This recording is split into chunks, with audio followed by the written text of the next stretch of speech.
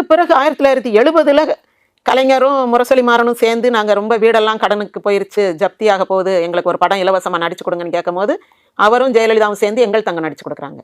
கருணாநிதி ஒரு வாழ்த்து மடல்ல என் போன்றவர்களின் துன்பத்தை தீர்த்த அப்படின்னே சொல்லி எம்ஜிஆரை பாராட்டுறாரு. பாராட்டு பத்திரம் ஒரு வாசிக்கிறார் ஒரு கவிதை.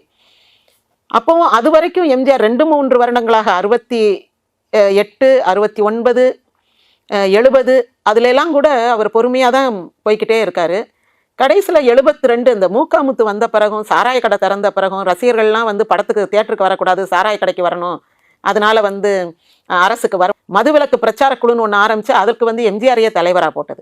அதாவது இவர் போய் குடிக்காதன்னு சொல்லுவார், அவர் கடையை திறந்து வச்சு எல்லாரும் வந்து குடின்னுவார். இதெல்லாம் எவ்வளோ வினோதமாக இருக்கும். ஒரு கட்சிக்குள்ளே 2 பேர் இப்படி பேசுனாங்கன்னா தொண்டர்களுக்கே சிரிப்பாக தான் இருக்கும்.